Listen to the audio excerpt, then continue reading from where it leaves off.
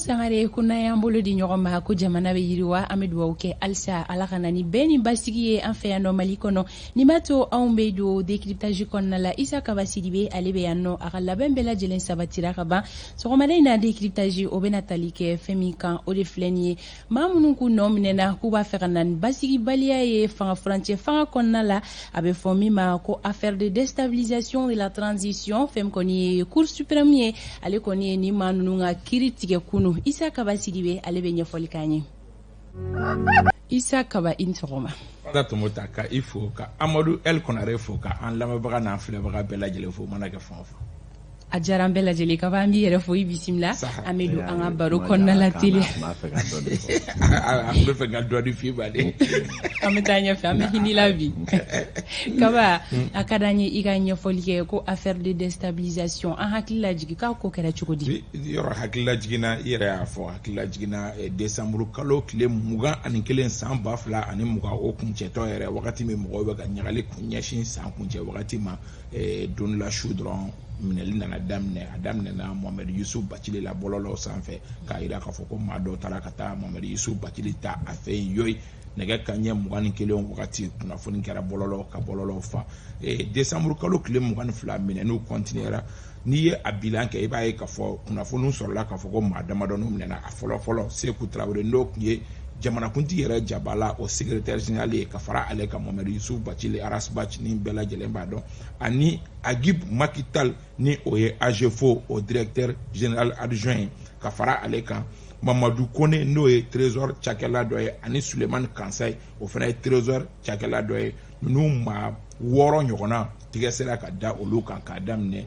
décembre kalo tile 21 ka taa bila décembre kalo tile 22 la nka tile 2 o kɔfɛ mɔgɔ 6 minnu minɛna magistrats olu ye laɲini kɛ i n'a fɔ baaraw n'u taabolow don ka fɔ ko Seku Traoré min ni o bɛ a la o ye magistrat ye ko magistrat tɛ minɛ o cogoya la ten donc olu ye u ka bataki bɔ ka babaliwalew ta ka jamana ɲɛmɔgɔw sɛgɛrɛ min ye sécurité d'état mɔgɔ ye u wajibiyara ka Seku Traoré bila donc o kɔrɔ ye k'a fɔ k'a tɔ tora maa 5 y'u bolo Mohamed Yusuf Bachili Vital Robert Diop Agib Tal Mamadou Kone ani Suleiman Kansay ni maa 5 olu de tora kogoba 4 ni ɲɔgɔn cɛ fo ka se fo kunu avril kalo tile 19 i b'a ye k'a fɔ maa 7 tun bɛ baara in na maa 7 min ni u ye a laɲini ka tigɛ da o fɛnɛ kan o tɛ maa wɛrɛ premier ministre kɔrɔ Boubou Cissé premier ministre Boubou Cissé ani ni maa ninnu jalaki jumɛn kun binnen don kan a fɔra a wagati k'a fɔ ko u kelen don ka ŋaniya juguya ta ka jamana sɛgɛrɛ nka chef d'accusation kun ye damadɔnu ye d'abord déstabilisation de la transition k'u tun bɛ fɛ ka bisibasa don transition na complot contre le gouvernement u tun bɛ ka ngɛlɛkɛ da gouvernement ɲɛ ko fɛnɛ outrage contre la personne du chef de l'État ko ka tanga ta ka bɔ jamana ɲɛmaa fɛnɛ kan donc ni jalaki sɛbɛn ninnu bɛɛ faralen ɲɔgɔn kan u bɛɛ si ni sitaw tɛ kelen ye nka u bɛɛ bɛ ɲɔgɔn sɔrɔ jalakiba min na o de ye k'a fɔ k'u tun bɛ fɛ ka bisibasa don fangacɛ furancɛ fanga la donc o jalaki de binna ni mɔgɔ ninnu kan Fanta Tomoda i b'a ye k'a fɔ kiiri kun fɔlɔfɔlɔ o nana kɛ février kalo tile 16 kiiri kun fɔlɔ kɛra k'a sababu kɛ u tolen essayé mɔgɔw bolo kunnafoni di jɛkulu ni maa wɛrɛw ye mankan ci k'u man ka to o cogoya la ten tɔ essayé mɔgɔw obligera k'u bila gendarmerie mɔgɔ ka bolo kan essayé mɔgɔw kelen k'u bila gendarmerie mɔgɔ ka bolo kan gendarmerie mɔgɔw fana y'u bila juge dɔ ka bolo kan juge min n'o ye mandat de dépôt da u kan k'u bila ka taa kasobonba la donc u taalen kasobonba la kiiri kun fɔlɔ o kɛra février kalo tile 16 février kalo tile 16 min ni o kɛra commune 3 tribunal la o yɔrɔ de la avocat général min bɛ yen n'a bɛ wele ko Alu Nampe o y'a jɛya k'a fɔ ko nin kiiri min filɛ nin ye sincèrement jalaki minnu ani sɛbɛn minnu dira ale ma k'o tɛ ale permettre k'a fɔ k'a bɛ jalaki bin ni mɔgɔ ninnu kan cogoya si la ale tɛ se k'a dossier défend k'a sababu kɛ kuma minnu kun fɔra o de ye k'a fɔ ko ninnu bɛ fɛ ka coup d'état min kɛ walima u bɛ ka complot min kɛ k'a complot jubaju ko mori dɔ de fɛ yen don ko Segu n'o tɔgɔ ye ko Seko Lasana Kane nka ko fiɲɛ kɛra min ye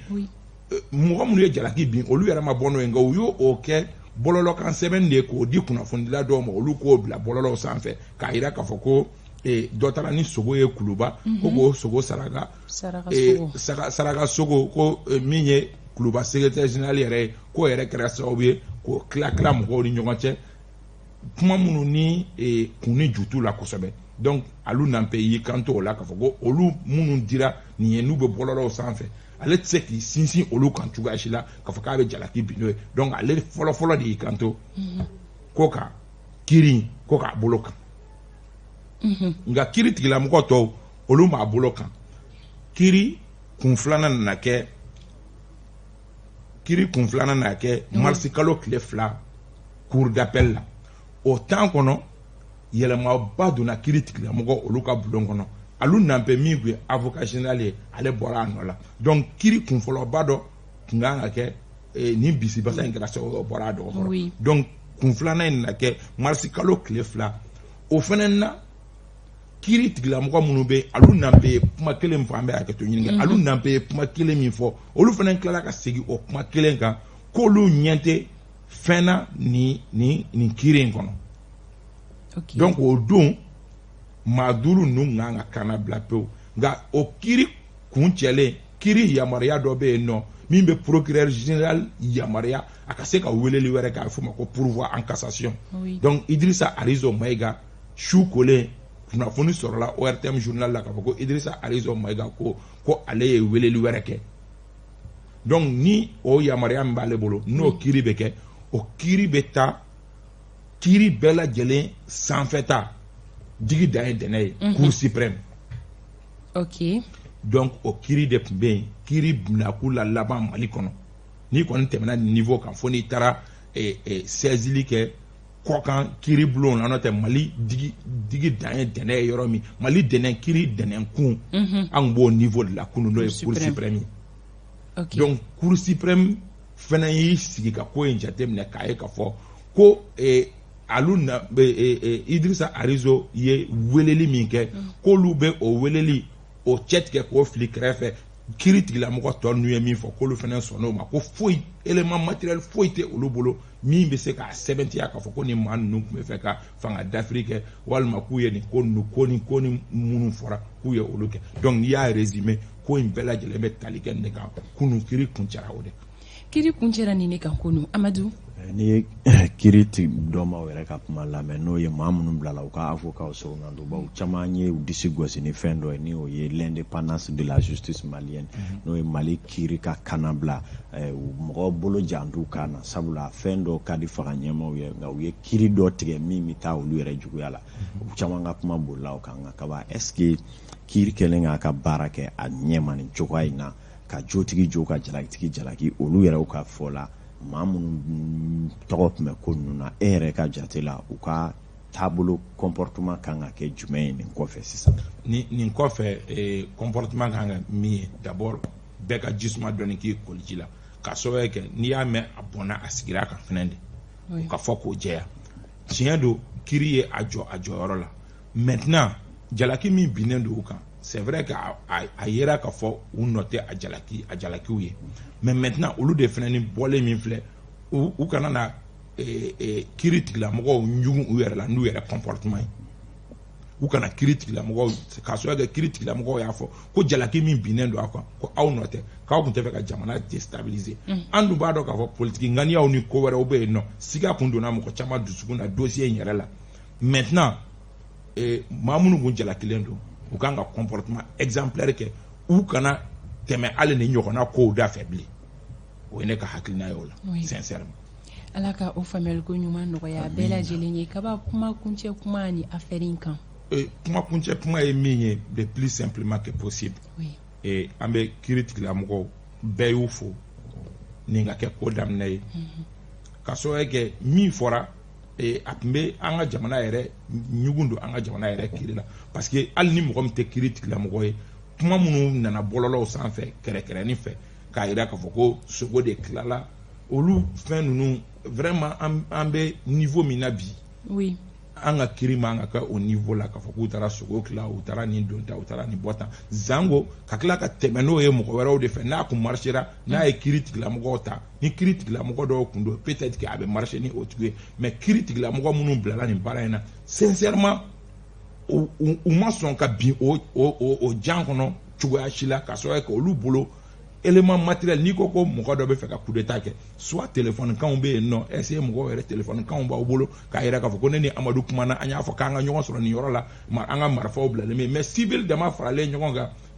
i bɛ élément matériel jumɛn sɔrɔ o la en plus u ye réunion kɛ min ka fara o kan u bɛna coup d'état kɛ ni mun ye u ni surasi jumɛnw jɛmakan don n'o o éléments kun nana peut-être que kiiri tigilamɔgɔw tun bɛ se k'u yɛrɛ dɛmɛ mais civil dama faralen ɲɔgɔn kan généralement civils bɛ soulèvement au kolokolo mais k'a fɔ ko civils bɛna coup d'état kɛ c'était mal placé sogoko kumaw ni fɛnw vraiment u k'a lajɛ an ka jamana yɛrɛ kɔnɔ fɛnɛ ni mɔgɔ min nana ɲɛmɔgɔya la don min i ka miiri k'a fɔ ko ni e tun bɛ dugu ma ni nin ɲɔgɔnna kiiri la a tun bɛ mun k'i la o ye an ka mɔgɔw jɛ o b'an ka mɔgɔw jɛ kiiri ɲɛmɔgɔ fɛn o fɛn hali Kassim Tapo min bɛ kuma la don min a tun bɛ kiiri ɲɛmɔgɔya la a ye nin ɲɔgɔnnaw kɛ Mamadou Ismaël Konate min ni ale fana bɛ kuma caman la a ko la bɔlɔlɔ sanfɛ don tɛmɛna a fana ye nin ɲɔgɔnnaw kɛ c'est à dire que kuma dɔ la a bɛ kɛ an ka jamana kɔnɔ i b'a fɔ ko ni mɔgɔw nana jamana mara hukumu kɔnɔ wagati min i b'a fɔ ko fa nasuguya dɔ de bɛ don o la o ka dabila an ka jamana kɔnɔ sincèrement ni a tɛ ɲa jɛ a poste kɔ i k'a fɔ mɔgɔ min bɛ k'i bila la i k'a fɔ a tigi ɲɛna sincèrement ne tɛ se ka nin sale besoin kɛ. Ok, ala ka bɛɛ lajɛlen so hakili ɲuman na nin bɛ bi sɔgɔmada in na renouveau matin ka o datugu sɔgɔmada in na décryptage tun bɛ tali kɛ affaire de déstabilisation o maaw ka kiiri tigɛra kun u labila la an bɛ faamuyali ko ɲuman ɲini bɛɛ lajɛlen fɛ kaba k'i fo i ka ɲinini ni walawalali la honorable sun bɛ honorable kan bi kuma man ca. Kelen bɛ fara kan dɔrɔn kaba ye min fɔ ça donc pense autrement dans un palais qui est dans une chaumière o de bɛ Mali faama sɛgɛn. Faama jogo ni fantan jogo tɛ kelen min ma yɛlɛ sanfɛ ka ban ni yɛrɛ nommé ministère la k'i kɛ chargé de communication ye n'an taara k'i ɲɛ kumu an kɔrɔ